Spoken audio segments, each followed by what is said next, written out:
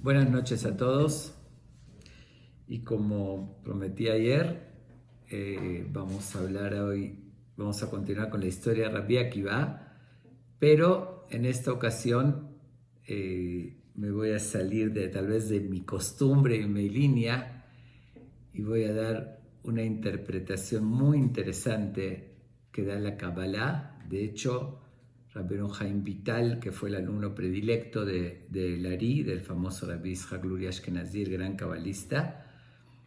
Y quiero antes hacer una pequeña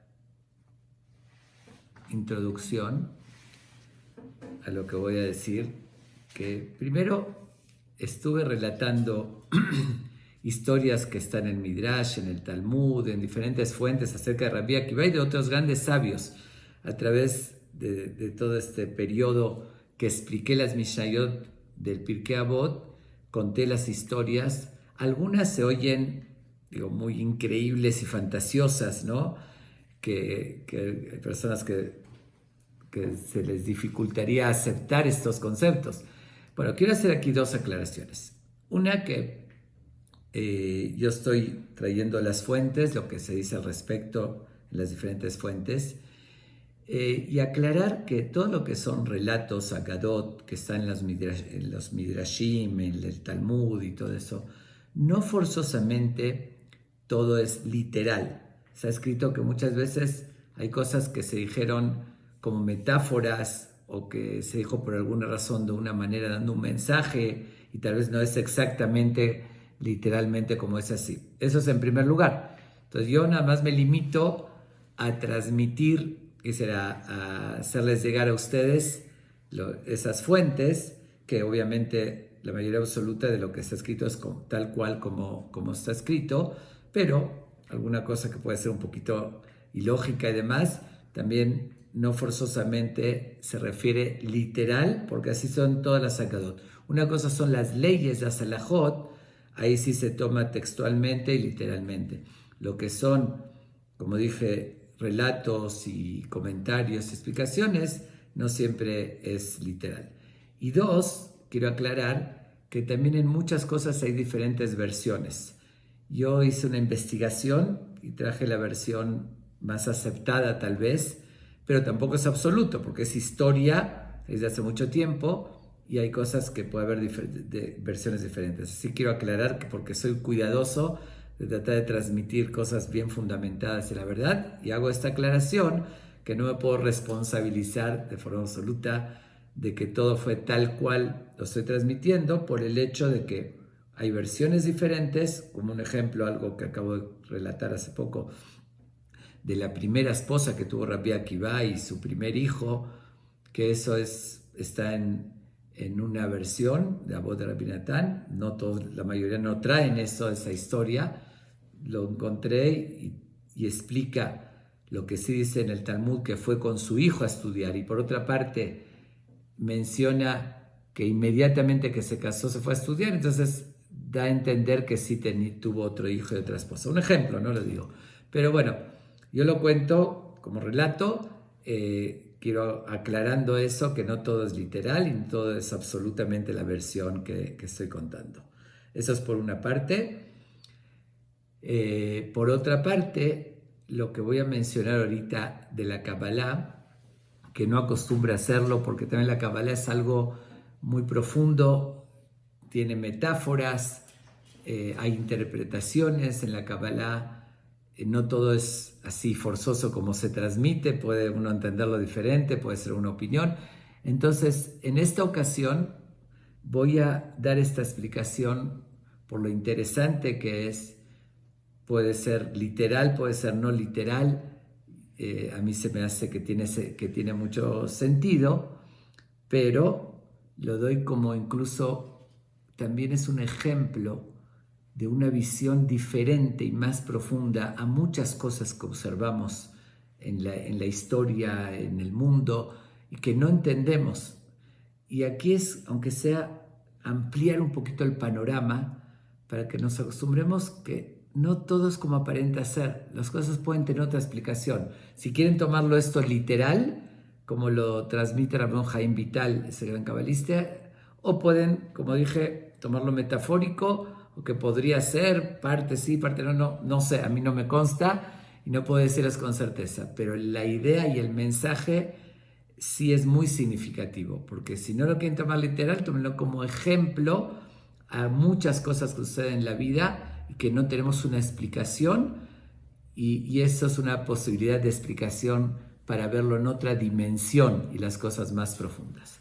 Bueno, después de esta introducción, que ya, ahora sí, me quité la responsabilidad porque, como les digo, soy cuidadoso y no quiero que se malinterprete algo. Si es una información que yo lo vi con mis ojos y lo viví, lo digo como afirmando de forma absoluta. Esas son visiones y conceptos. Bueno, entonces quiero empezar con parte de la historia que ya conté de Rabbi Akiva, pero comenzando haciendo unas preguntas de cosas que son difíciles de comprender.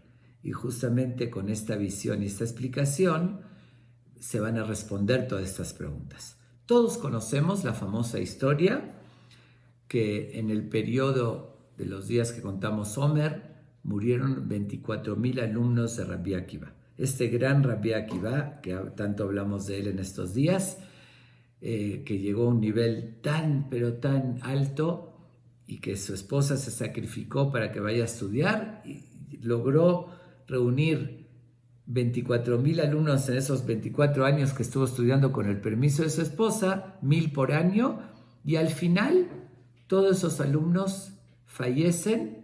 ¿Y cuál es el argumento que conocemos? Porque no se respetaban lo suficiente unos a los otros. Pero aquí realmente cabe preguntar dos cosas, dos preguntas importantes sobre esto. En primer lugar, ¿puede ser una sentencia tan grave por no respetarse? Obviamente que es muy importante respetarse, pero en ningún lugar dice en la Torá que está condenado a pena de muerte. Una cosa es asesinato o algo similar y otra es no respetarse. Está muy mal, obviamente, es mal ejemplo, pero ¿cómo se entiende esa gravedad? Me refiero de que hayan muerto 24,000 grandes sabios por ese detalle, como que es difícil de entender ese suceso. Eso es por una parte. Y por otra parte, yo me pregunto, es muy extraño también que 24,000 personas que están en la misma escuela, por naturaleza cada ser humano tiene otras cualidades, otro carácter. Digo, son gente diferente, no eran hermanos ellos. Cada uno venía de otro lugar, vinieron a estudiar con Rabbi Akiva, eran alumnos. Todos cometieron exactamente el mismo defecto.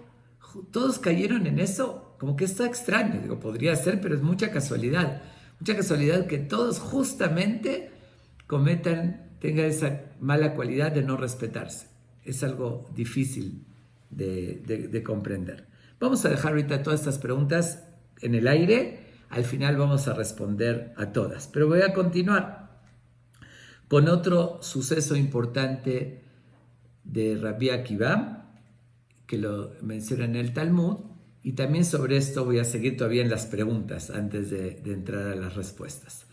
En el Talmud, tratado de Menajot, página 29, nos relata lo siguiente, y vuelvo a repetir, no significa, esto sí es una agadá, es como una historia, un comentario, que no se toma literal, es un poquito más metafóricamente, ¿no? Porque el Talmud lo transmite a nuestro alcance, con los términos que nosotros entendemos, como ya le dije en otra ocasión, que cuando dice la Torá la mano de Dios no quiere decir que Dios tenga mano, es una forma metafórica para que lo entendamos. Aquí también el Talmud lo describe tal cual, así como un cuentito que nos dice como si una persona se encuentra con la otra y en términos humanos, pero es mucho más profundo que esto. Entonces nos dice lo siguiente, dice que Dios cuando Moshe subió al cielo, 40 días y 40 noches que mencionan la Torá, Dios le enseñó a Moshe, vamos a llamarlo así para entenderlo mejor con la modernidad, digamos como una película, por decirlo así, de todo el futuro, de lo que iba a suceder en el futuro. Le mostró. y entre eso le mostró los grandes sabios que iban a llegar, que iban a ver en la historia, obviamente los más importantes. Y cuando llega justamente a Rabbi Akiva, que Dios le está mostrando, por decir, la película de Rabbi Akiva, le llama mucho la atención y ve que Dios está, ¿cómo decirlo? Acondicionando, por decirlo así, perfeccionando la Torah. ¿Qué estaba haciendo Dios? Estaba poniendo coronas a cada letra de la Torah. Entonces le pregunta Moshe, ¿por qué estás aumentando a lo que ya escribiste? ¿Qué te orilló a ahorita agregarle coronas y algo especial a cada letra de la Torah? Entonces le contesta Dios. Vuelvo a repetir, no quiere decir que Dios estaba dibujando unas coronas, es los conceptos. Le contesta Dios, ¿qué puedo hacer si mi hijo, este gran Rabbi Akiva, él se puso a analizar cada letra y le dio una explicación profunda y le puso coronas? Y así, entonces yo tengo que seguir lo que él hizo, su obra. Ya lo adopté, lo que él estableció y lo que él profundizó, yo lo adopté. Le dice Moshe, como dije hace un momento, que se interesó más en él. A ver, quiero ver toda su vida. Quiero ver la película completa acerca de Rabbi Akiva. ¿Ok? Entonces, Dios le dice, siéntate ahí, por decir, donde lo llevó a la época que Rabbi Akiva estaba enseñando a sus alumnos cosas profundas. Moshe Rabbenu, el que entregó la Torá, el que Dios le reveló todos los secretos, estaba oyendo a Rabbi Akiva lo que estaba enseñando y no le entendía Moshe. Dijo cosas porque él mismo no lo había estudiado eso, como dije. Dios mismo le estaba agregando cosas nuevas a las letras, por lo que llegó Rabbi Akiva. Llegó un momento que Moshe se desmoraliza. Dice, no puede ser que haya alguien, que yo soy el que entregué la Torá, yo soy el autor, no la inventó, transmisor de Dios, de todos los detalles, y alguien que conozca cosas que yo no conozco. Estaba desmoralizado, hasta que se quedó oyendo, y de repente ve que un alumno le hace una pregunta a Rabbi Akiva. ¿Esto por qué es o de dónde lo sacamos? ¿Y qué le contesta Rabbi Akiva? Esto es Alajá le Moshe mi Sinai. Esto lo recibimos de Moshe de Sinai y así es porque él nos los transmitió. Ya cuando oyó eso Moshe es como que se calmó. Dice, bueno, al final recurre a él, a lo que él transmitió. Pero ¿qué vimos de ahí? Que de hecho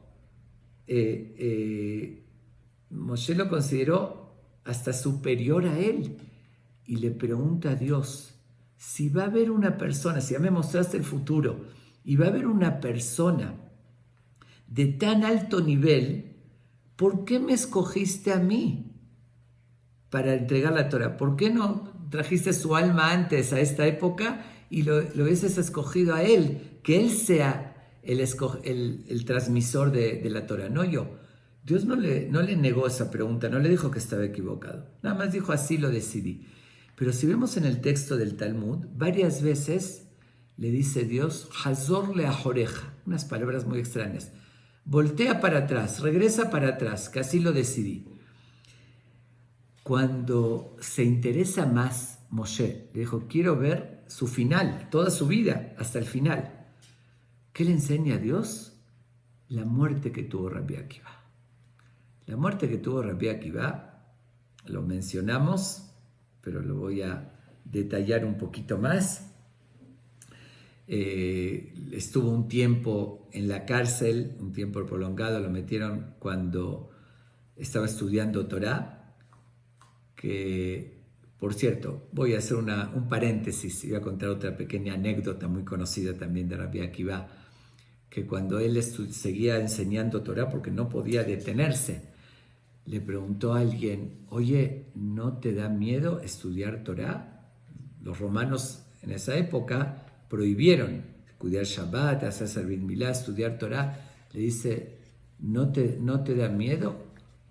Le contesta Rabbi Akiva algo tan sabio y tan profundo y le dice, mira, si estudiando Torah me da miedo de los romanos, imagínate sin estudiar. Y le dice a qué se compara y les cuenta una fábula. Le dice lo siguiente, en una ocasión un zorro, que tiene la fama el zorro de ser el más astuto de los animales, estaba junto al mar y ve que habían pescadores que echando sus redes estaban pescando y los peces escapándose de la red así corriendo. Entonces él se le antojó comerse un pez, pero obviamente ¿qué iba a hacer para atraparlos? Entonces empieza a dialogar con los peces y les dice, oigan, veo que están ahí asustados, están escapando, ¿por qué no vienen conmigo a la tierra? Dice así, bueno, obviamente diciendo en fábula, le dice, tus antepasados también estuvieron conmigo, vamos, aquí va a estar, venga, yo los voy a proteger, vengan, vamos a pasarla bien, ahí se están escapando como locos así de las redes, están en peligro, vengan conmigo a la tierra. Entonces les dicen los peces al zorro, ¿sobre ti dicen que eres el más astuto de los animales? Realmente eres un tonto lo que nos estás diciendo. Tu argumento es ridículo. Si aquí, que estamos dentro del agua, que es nuestro oxígeno, igual estamos en peligro con las redes que nos quieren cazar, si salimos del agua a la tierra, donde no tenemos oxígeno, donde es una muerte segura, ahí vamos a estar mejor, ahí seguro que nos vamos a morir. Aquí todavía podemos escaparnos, ¿sabes? Igual estamos en peligro. Entonces les dice Rabbi Akiva, eso lo contó como metáfora, les dice, si estando en el estudio de la Torah, que es nuestro oxígeno y nuestra vida, como dice, Kiem Hayenu Beorejamenu, que son nuestra vida y nuestra larga vida, igual estamos en peligro de las redes de los romanos. Si vamos a salir del agua, del oxígeno, dejar el estudio de la Torah, voy a estar más en peligro. Obviamente quiero hacer un paréntesis, una aclaración que no se confunda. Eso Rabbi Akiva en su nivel, y él sabía que al final tenía una fe muy alta y lo que estaba destinado. Normal, una persona sí se tiene que cuidar, si hay un riesgo y una ley no puede evadirla. Pero Rabbi Akiva, en el nivel que estaba, les contestó así. Pero al final, y era un destino que tenía que vivir, lo atrapan a Rabbi Akiva, lo meten preso,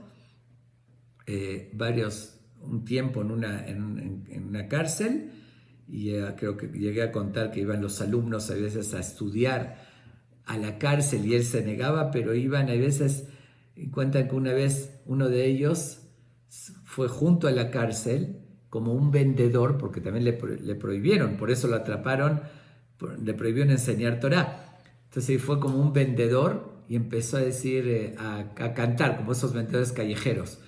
Vendo tal y tal cosa, y dentro de sus palabras le hizo una pregunta a Rabbi Akiva, ¿cómo es la ley sobre esto? Y seguía diciendo, vendo, y Rabbi Akiva lo oyó y también le contestó, ¿qué estás vendiendo? Y en la mitad le da la respuesta. Así se la rebuscaban para estudiar. Pero llega el día que lo condenan, ya lo llevaron al patio donde ejecutaban, en la cárcel.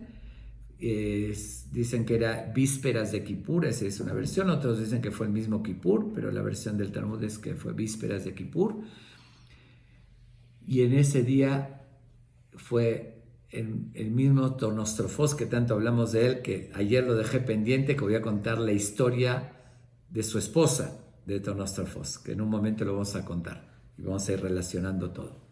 Bueno, de todos modos,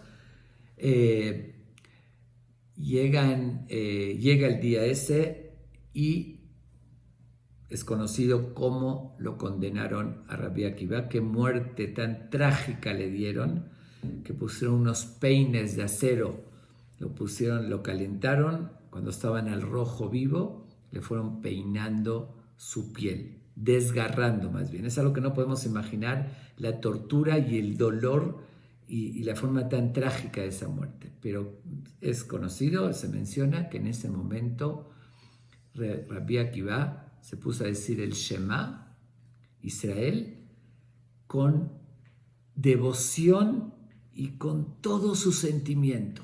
Pero estaba sufriendo. ¿Se pueden imaginar qué dolor tan fuerte es que le desgarren la piel a una persona con peines de acero al rojo vivo, además de quemarlo, desgarrarlo? Y él, concentrado, decía en Shema, dice que le preguntó a los alumnos, Rabbenu Adkan, hasta ese grado, entiendo, está bien que aceptes lo que Dios dispone y aceptes de muerte, pero con esa emoción y esa devoción, ahorita estás sufriendo, ahorita quéjate de tus heridas, de tu dolor, es el momento para decirlo con esa entrega. Incluso hay una versión también que el mismo Tonostrofos, el malvado ese que siempre discutía con él, que ayer contamos, estaba presente cuando lo estaban matando. Y entonces le preguntó a Rabbi Akiva, dime, ¿tú eres brujo que no sientes el dolor o te vale el sufrimiento? Y le dijo, ni una ni otra, ni soy brujo ni me vale el dolor, seguro que me duele y que sufro. Sin embargo, ¿qué les dijo? ¿Qué le contestó a sus alumnos? Dice, toda mi vida estuve leyendo el Shema todos los días. ¿Qué decimos en el Shema? Ve'avta et Hashem Elokeja, amarás a Dios, bechol levaveja, uchol nafsheja, uchol meodeja. Con todo tu corazón, que eso es conectándonos con Él, con el rezo, con la tefilá, bechol nafsheja, y con toda tu alma y con todo tu dinero. ¿Qué significa con toda tu alma? Dice, se explica a los Jamim, que incluso si quita tu alma lo tienes que amar. Dice, siempre lo dije de boca para afuera. Dije, es fácil decirlo, pero siempre pensé, ¿cuándo se me va a presentar la oportunidad de no solamente decirlo, sino de practicarlo? Porque cualquiera lo puede decir, todos decimos eso todos los días, pero no significa que estemos dispuestos a llevarlo a cabo. Entonces dice, siempre esperé, y ahorita que se me presentó la oportunidad, ¿no lo voy a hacer con esa devoción? Esa fue la respuesta de Rabbi Akiva. Pero realmente, la verdad, es muy difícil igual de entenderlo. Está bien, todo tiene un límite. Está bien que está dispuesto a dar el alma, pero no con esa tortura y no con esos sufrimientos y con ese entusiasmo. Entonces hay que entender qué les respondió Rabbi Akiva. Esa es la tercera pregunta.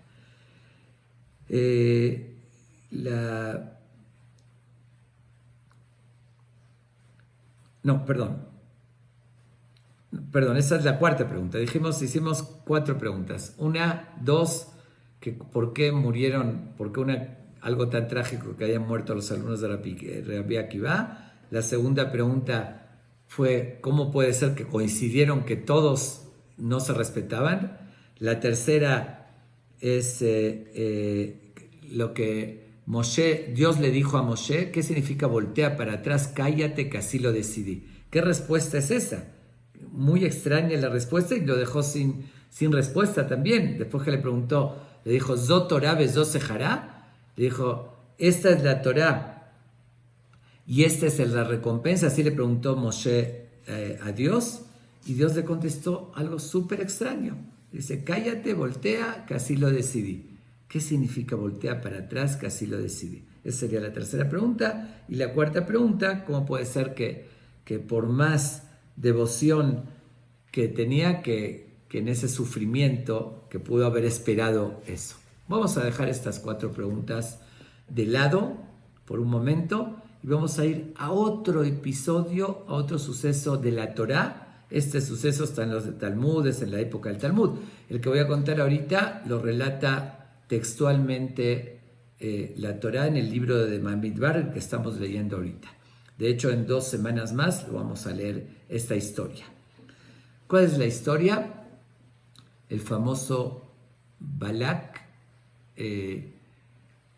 un rey de Moab, la Torá relata, que ve que el pueblo de Israel sale de Egipto, sale con toda la fuerza, el poder, que Dios derrota a los egipcios con milagros, las 10 plagas, se abre el mar y todo eso.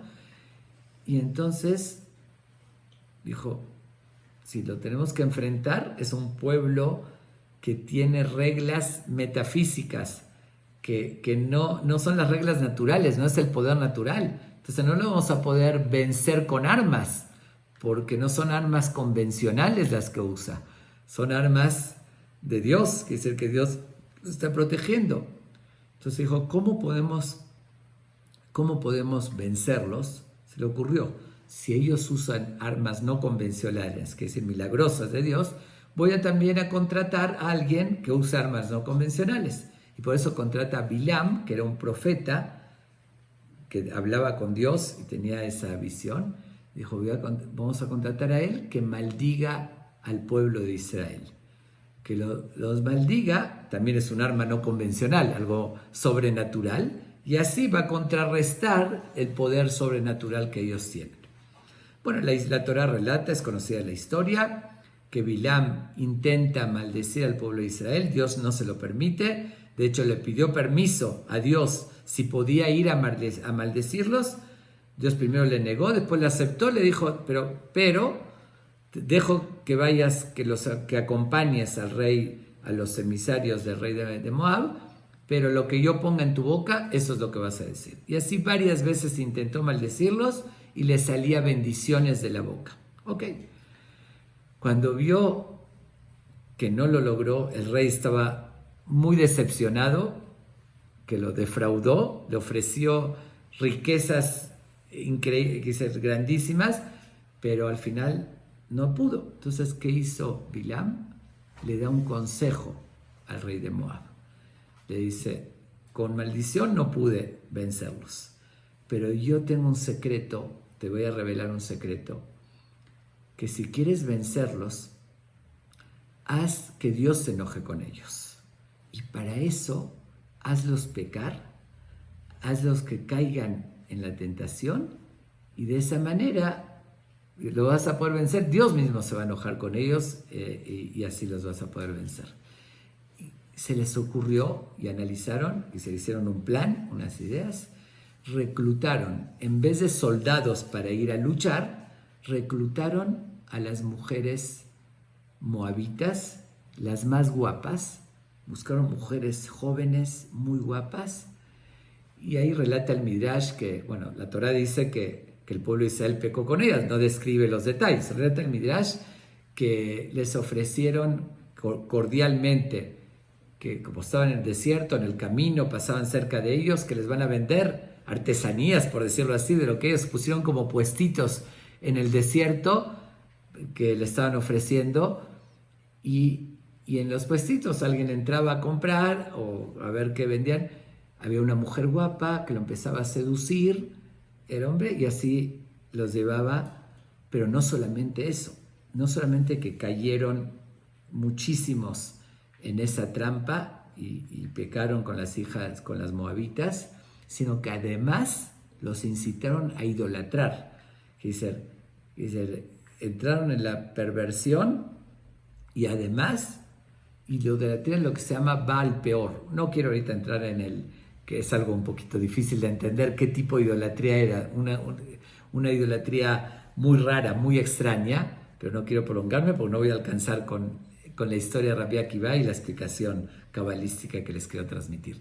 Pero bueno, la cosa es que, ok, está bien, son seres humanos, con debilidades, y cayeron.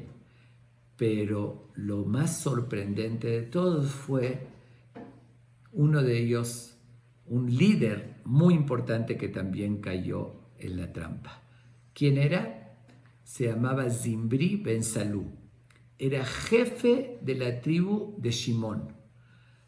Habían 12 tribus. Los puestos más importantes que había en el pueblo de Israel en ese entonces eran Moshe y Aarón. Moshe era como el rey, Aarón el Cohen Gadol, el sacerdote supremo, y después de ellos, lo que seguía en jerarquía eran los 12 jefes de tribus. Quiere decir, era el tercer puesto más importante en todo el pueblo.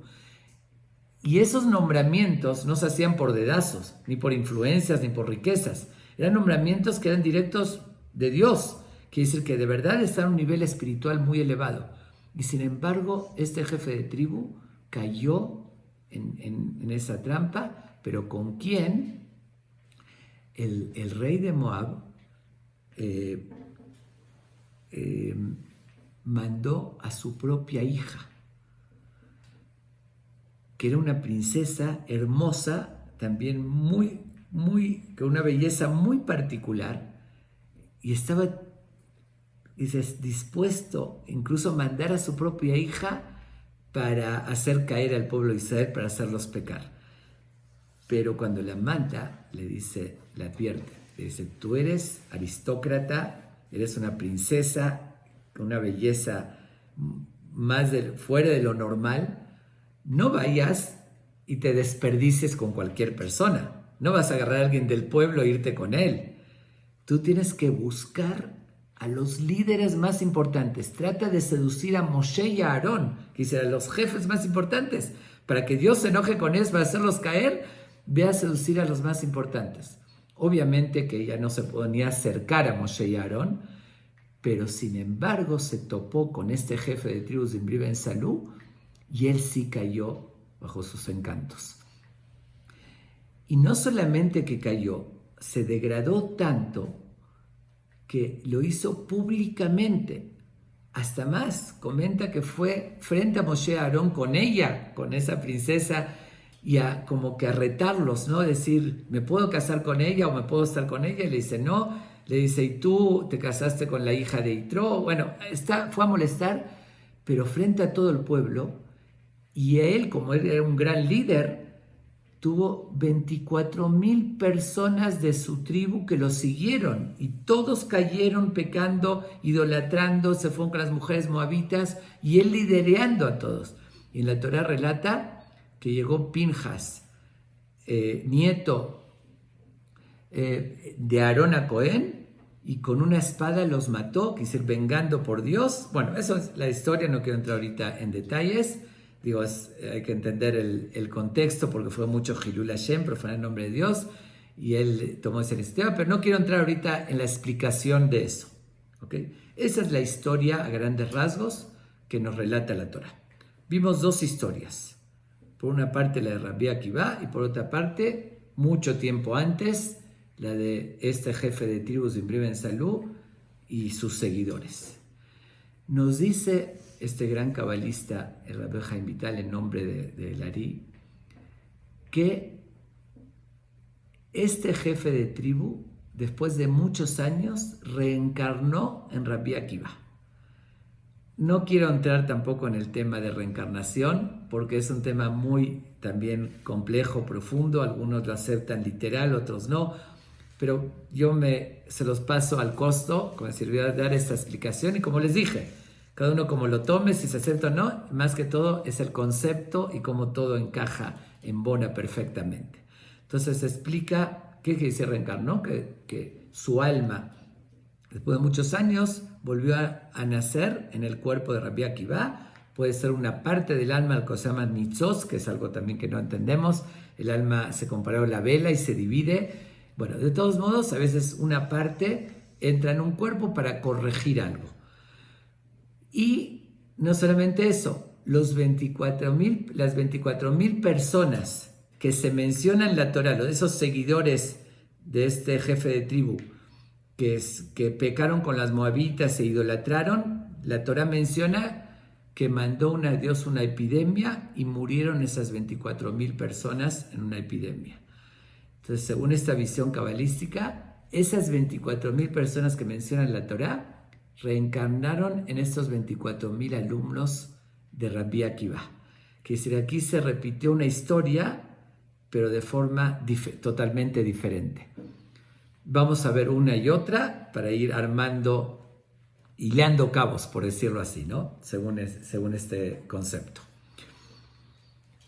Este Zimbri ben Salú, este jefe de tribu, él estaba en el nivel más alto, en todos los aspectos. Como dije, la tercera persona de categoría después de Moshe y Aarón, que es él y sus compañeros o los otros jefes de tribus, pero el tercer puesto de importancia. ¿Se imaginan qué nivel espiritual? Era aristócrata, él tenía ascendencia desde Jacob, de forma directa, descendiente de Jacob. Tenía todo, estaba en lo más alto y terminó en lo más bajo que podía haber. dice, pecando públicamente, profanando el nombre de Dios, idolatrando, dice, frente a todos, se degradó a lo más bajo, de lo más alto a lo más bajo. Rabbi Akiva, que según esa versión, reencarna Rabbi Akiva para corregir ese error, fue totalmente lo contrario. Rabbi Akiva empezó de lo más bajo, como ya lo relatamos. Rabbi Akiva era ignorante, un campesino, no tenía aristocracia, no tenía familia, su papá no tenía una ascendencia aristocrática del pueblo de Israel, su papá fue un converso, ya contamos la historia. Empezó de lo más bajo, que al margen nos da una lección impresionante Rabbi Akiva, que nadie puede usar como pretexto: yo no tengo familia, no tengo ejemplo de la familia, yo no tengo dinero, yo no tengo conocimientos. Todas esas adversidades se pueden superar, y está la prueba de Rabbi Akiva. Quedó huérfano a los 2 años, no venía de ascendencia, era pobre, no tenía hasta los 40 años, no tenía conocimientos, superó todo eso, igual uno puede llegar. Bueno, empezó de lo más bajo y terminó en lo más alto que puede haber. Lo opuesto a Zimri Ben Salú. El otro murió profanando el nombre de Dios al máximo, y él murió santificando el nombre de Dios. ¿Se imaginan qué ejemplo, qué demostración de convicción total de la fe en Dios, demostrando de que aunque lo están torturando, él está diciendo el Shema Israel, la fortaleza, el ejemplo, no podía haber algo más grande. Pero justamente él tenía que corregir la forma que murió en su vida pasada, con lo opuesto, muriendo, ahora sí santificando el nombre de Dios. ¿Por quién cayó Zimri Ben Salú, este jefe de tribu? Por debilidad, por una mujer, que sin echarle la culpa a la mujer, porque aquí al contrario, en Rabbi Akiva fue una mujer lo que lo llevó a lo más alto. Dice, fue él que tuvo esa debilidad. Dice, por una mujer se degradó y fue a lo más bajo que puede haber. Rabbi Akiva exactamente lo contrario. Fue también por una mujer, Zimri Ben Salú, el que dijimos, Rabbi Akiva, su esposa, ya contamos la historia, Rachel, que le dijo a sus alumnos: todo lo que yo tengo y lo que ustedes tienen no me pertenece a mí. Todo es gracias a Rachel, a su esposa, que ella se casó con él con la condición que vaya a estudiar. Ella le dio la fuerza, lo incitó. Ya relatamos la historia de Rachel, si recuerdan, bueno, los que estuvieron oyendo, ¿no? Que Rachel era la hija de Calvá Sabúa, del multimillonario, que ella vio en él un potencial muy grande por sus cualidades, y aunque se casó con él, aunque su papá la desheredó y la corrió de la casa, y gracias a ella, que la autorizó, como ya contamos, se fue 12 años a estudiar, regresó, y oyó que estaba hablando con un vecino, y que ella dijo: si se tiene que dar otros 12 años, estaría yo contenta, y se quedó 24. Todo, de todos modos, el nivel que llegó fue gracias a una mujer. Que el otro se degradó por una mujer, y aquí se elevó por una mujer. De esa manera corrigió lo anterior. Pero como en la otra vida pecó por una mujer, tuvo que pasar pruebas Rabbi Akiva, a ver si ahorita sí tenía esa fortaleza de no tener esa debilidad y llegar a pecar por una mujer. Y voy a contar algo más que relata el Talmud. Pero primero nada más un detalle de que el nombre de él, Akiva Ben Yosef, suma 406. Si contamos el valor numérico de cada letra, más las mismas letras, que son 11, Akiva Ben Yosef, suma exactamente 406. Y Zimri Ben Salú, tal como lo dice la Torá, suma exactamente 406. Es algo impactante. Dice, según esa visión de la Kabbalah, vino él, reencarnó en él y los nombres son exactamente, tienen el mismo valor numérico. Bueno, eso es un detalle, obviamente. No quiere decir que es a fuerzas. Pero hay otro, con esto podemos ver también otro secreto o descubrir un secreto de la Torah. Cuando se menciona en el libro de Bamidbar que Dios mandó una epidemia y murieron esos 24,000 personas de la tribu de Shimón, seguidores de este líder, dice después, Vayhi Harea Magefa, fue después de esta epidemia, Vayomer Hashem el Moshe, y Dios le dijo a Moshe X. Pero hay algo muy extraño ahí. Cuando dice Vayhi Harea Magefa, se interrumpe, hay un espacio en el mismo pasuk. En la Torah, en el Sefer, se va a ver un espacio. No termina ahí la perashá, como algunos lugares que es un espacio natural cuando termina una perashá o la otra. En la mitad de la frase hay un espacio. Y cabe la pregunta también, ¿para qué nos dice fue después de esa epidemia? ¿Para qué tiene que decir eso? Sigue diciendo, puede seguir relatando lo que pasó, que Dios le dijo a Moshe. Entonces, según esta visión, y explica Rabbi Haim Vital, revela este secreto y dice, aquí la Torah nos revela lo que iba a pasar. Dice, Vayhi Harea Magefa, fue después de esta epidemia, deja un espacio. Dice, en el futuro va a haber otra epidemia, dice, otra muerte de 24,000 personas como hubo en ese momento, que era para corregir el error que ellos cometieron, estos 24,000 alumnos. Eso está en código encerrado en la Torah. Y vuelvo a repetir, hasta me siento incómodo cuando hablo de un tema así, que no estoy acostumbrado, me refiero, aunque me gustó, que si estudié conceptos de Kabbalah y demás, pero como no los tomo literal y así, no acostumbro a transmitirlos. Pero bueno, esto está de verdad fascinante, por eso, como les dije, me salí de mi forma o de mis costumbres. Ok, continuemos. Relata, voy a citar otra anécdota para ir armando, ahora sí, esto porque ya se hizo tarde. Cuentan que una vez en uno de sus viajes, recuerdan que mencioné que Rabbi Akiva viajó mucho para diferentes razones, o para interferir por el pueblo de Israel, para hablar con los romanos, o en viajes que enseñaba, que curaba gente, etc. Uno de sus viajes viajó a Grecia, Rabbi Akiva. Grecia era muy importante en ese entonces.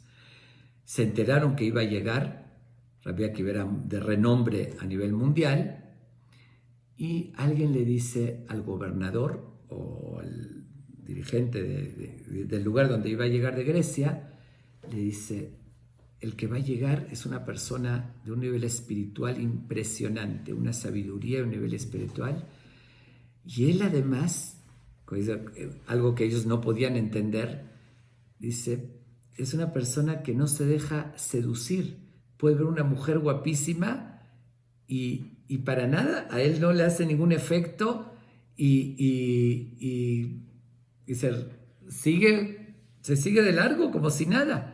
El gobernador, que estaba tan acostumbrado a la promiscuidad y más con el poder y dinero que tenía, dice, no puede ser que haya alguien así.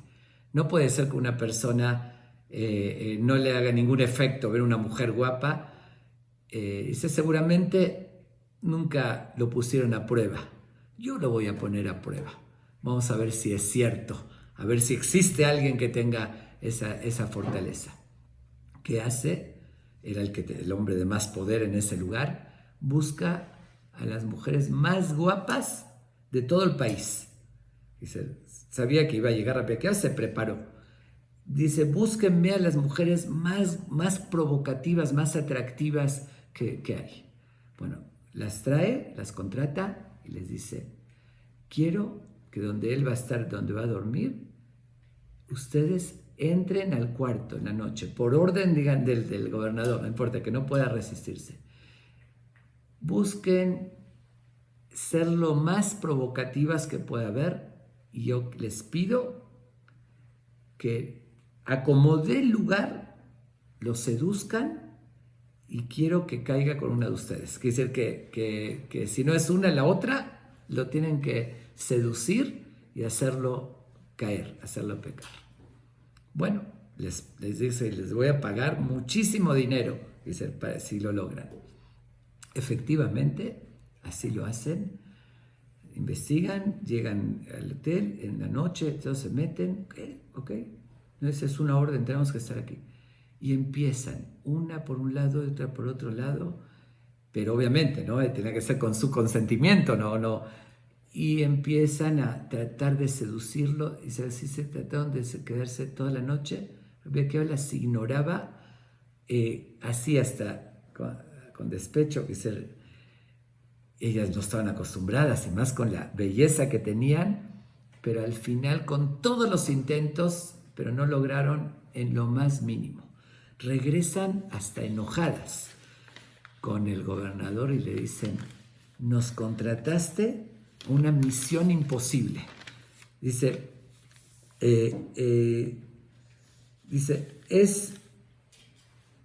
es absolutamente, fue imposible.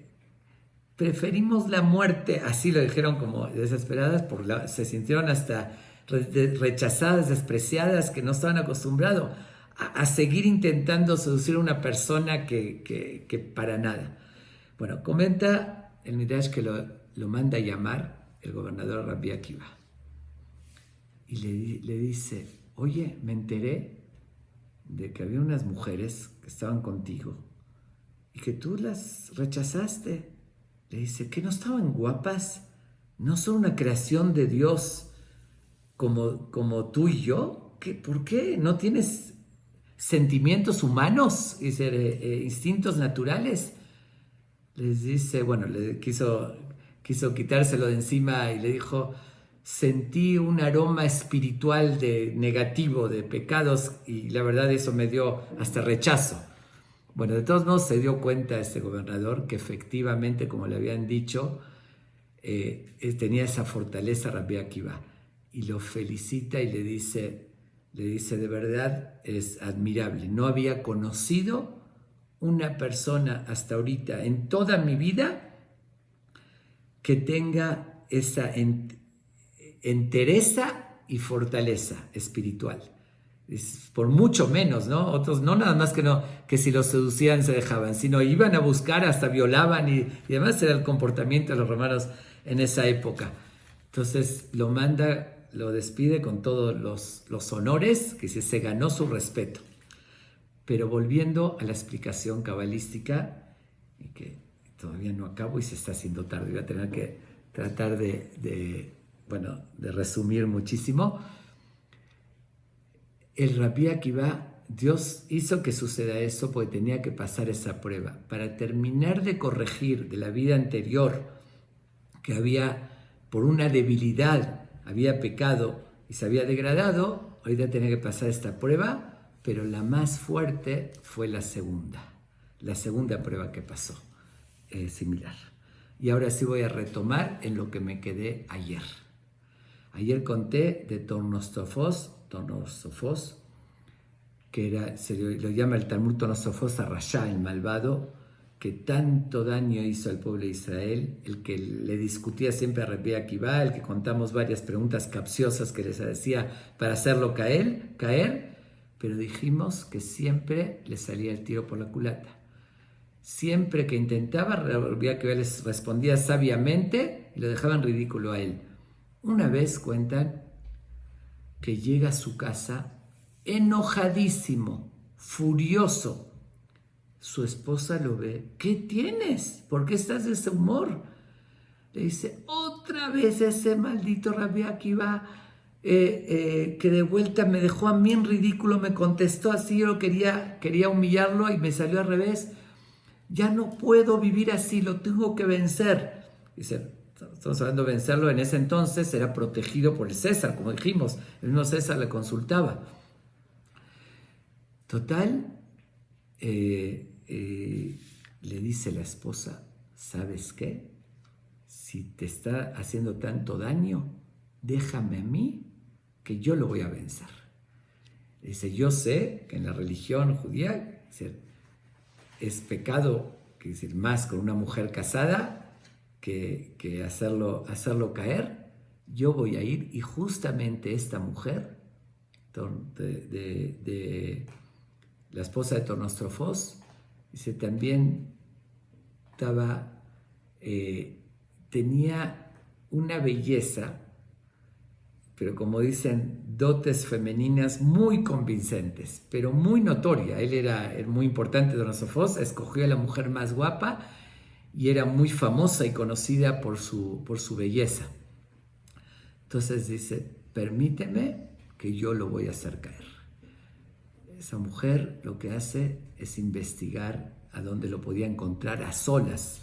Ya saben, con espionaje ven hacia dónde, cuál era la rutina de Rabbi Akiva, dónde iba y dónde en algún momento lo podía encontrar totalmente a solas. Después de la investigación se viste muy provocativa y va hacia donde, y se lo encuentra a él donde está a solas. Rabbi Akiva la conocía porque cuando estaba con el César, cuando iba con él, estaba él y sabía él y su esposa, y sabía también la importancia, lo importante que eran. Ellos sacaban decretos.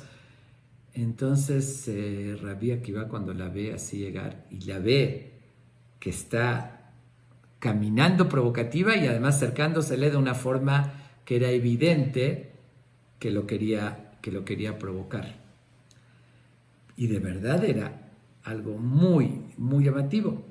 Es decir, llamaba mucho la atención. En esos momentos Rabbi Akiva reacciona de una forma muy extraña. Dice, reaccionó haciendo 3 cosas. La primera, escupe en el piso. La segunda, después llora y después se ríe. Parecía loco. Dice, pero fuera de esas reacciones se queda indiferente. No, como si nada, como si no vio nada, como decir, no le hizo ningún efecto. Dice, obviamente que no se dejó seducir. Ella queda, pero absolutamente impactada. Estaba tan acostumbrada que cuando salía a la calle todos volteaban a verla. Dice, y bueno, hasta la molestaban. Tenía que siempre, ella sabía que a cualquier hombre lo tendría a sus pies inmediatamente. Y la primera persona en su vida que se topa, que no se impresiona y no le hace caso, pero siente un respeto. Dice, donde yo estoy, que dice, en el medio que yo vivo, no hay valores, es puros impulsos animales. Dice, esta persona que tiene estos valores y principios, que no lo encuentro en mi gente. Entonces se queda así impresionada y le dice, hasta se disculpa, y le dice, nada más te pido una cosa, te respeto y te admiro por tu fortaleza y por tu valor, pero te pido por favor, explícame esta reacción tan extraña. Sé que no estás loco. El que ella conocía de las discusiones que tenía con su esposo, la sabiduría que tenía. ¿Qué es eso? ¿Escupir, llorar, reírse? Le dice, mira, te puedo responder a 2 de las preguntas que me hiciste. La tercera no te la puedo responder. Le dice, ¿por qué escupí? Porque obviamente soy un ser humano, no era un ángel. Y de verdad era una belleza extraordinaria. Y inmediatamente se despierta los instintos naturales de un hombre al ver así. Dice, pero sé que no está correcto. Para controlar mis impulsos, justamente pensé en lo que ya leímos en el Pirkei Avot, que dice, dame ain bata, tienes que saber de dónde viniste, mi tipá serujá, de una gota que se descompone. Dice, como que me provoqué, como despertarme rechazo, asco para poder enfrentar y no caer. Entonces, intencionalmente escupí para despertar en mí como con un rechazo. Ahora, ¿por qué lloré? Porque por otra parte, sí, valoro una belleza así.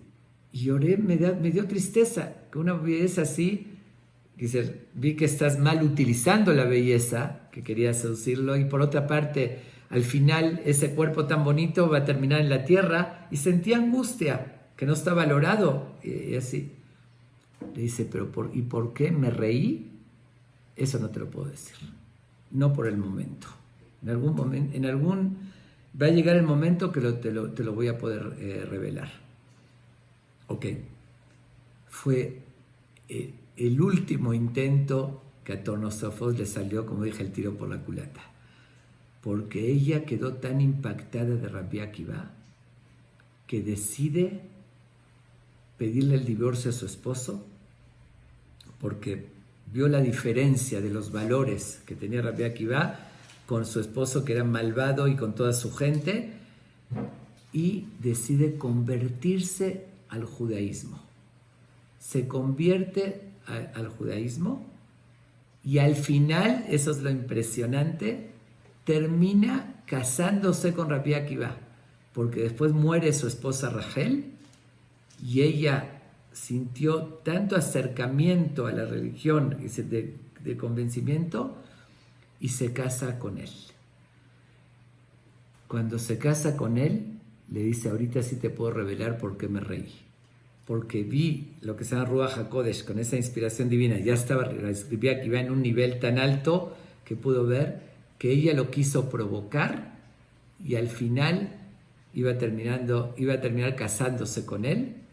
Entonces por eso se rió. Dice, ahorita quieres hacerme daño y al final te vas a casar conmigo. Entonces dice, ahorita sí te puedo revelar por qué me reí. Híjoles, perdón, me pido disculpas.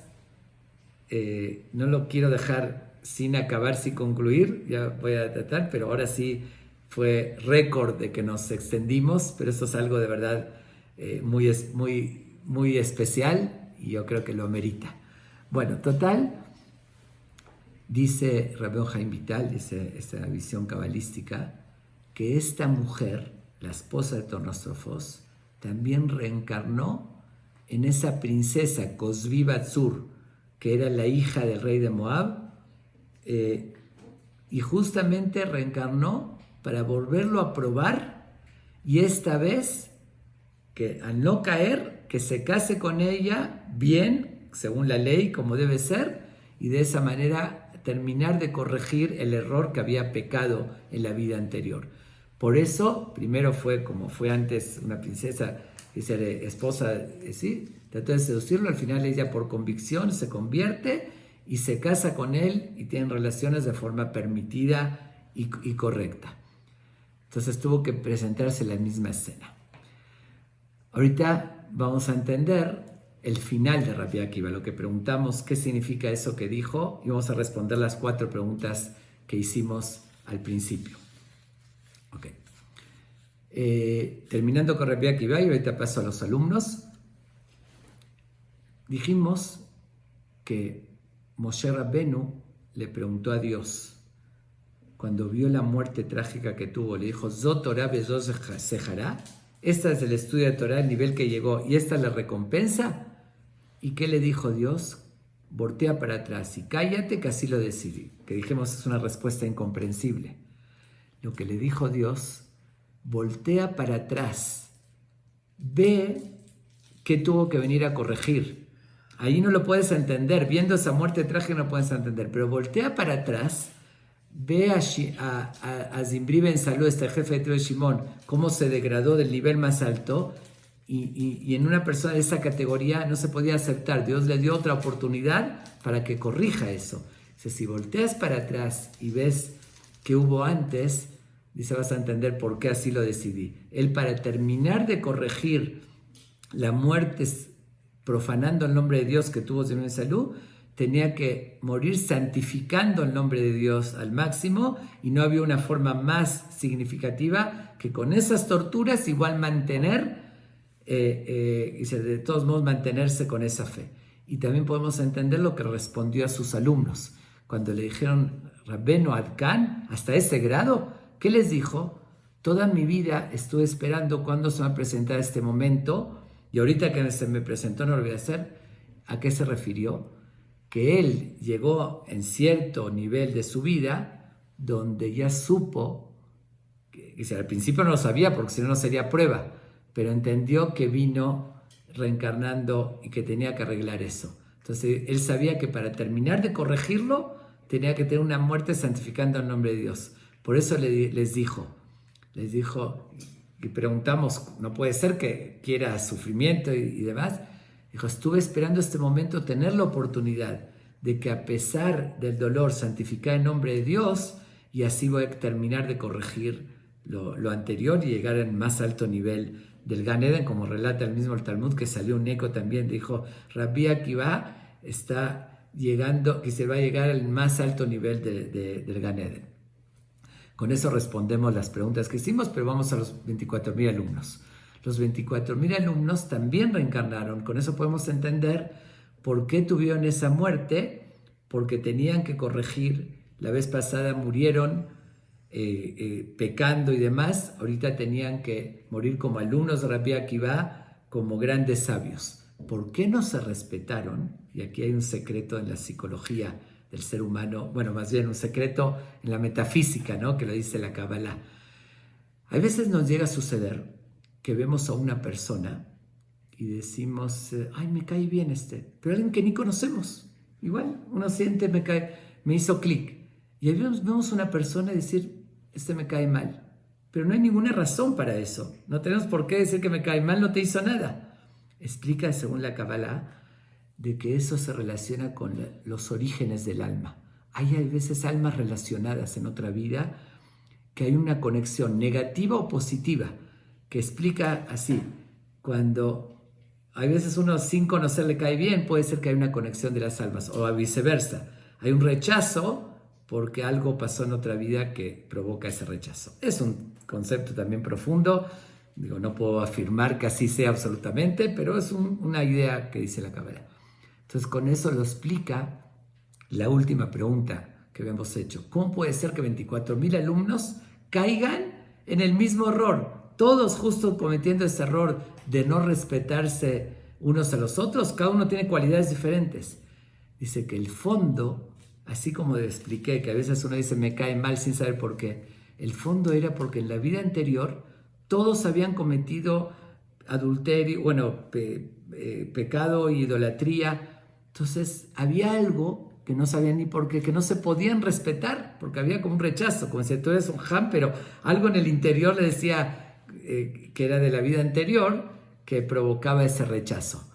Y eso es lo que los llevó a los 24,000, y por eso terminaron de corregir lo anterior, esos 24,000. Y todo coincide, el pasú que dice fue después de esta epidemia con puntos suspensivos, que va a llegar otra, hasta, como dije, el valor numérico del nombre de Rabbi Akiva, y explica por qué Rabbi Akiva muere de esa manera, y por qué esas pruebas que tuvo, y todo embona perfectamente esa historia.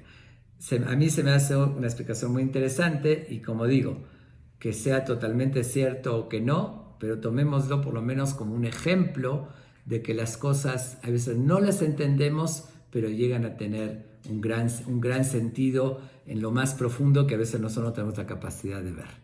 Les agradezco la atención, me disculpo que hoy me extendí más de lo normal, y la verdad quería continuar con la historia de Rabbi Akiva, que no acaba, pero bueno, mañana aunque sea los últimos detalles para cerrar, y continuamos con la siguiente, ahora sí con la siguiente Mishnah, porque si no, no acabaríamos nunca.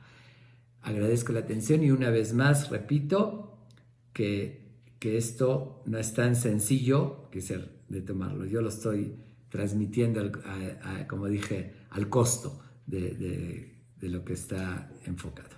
Muchas gracias por la atención, y nos vemos mañana a las 8. Voy a dedicarlo en memoria. En esta ocasión, el estudio también quiero dedicarlo particularmente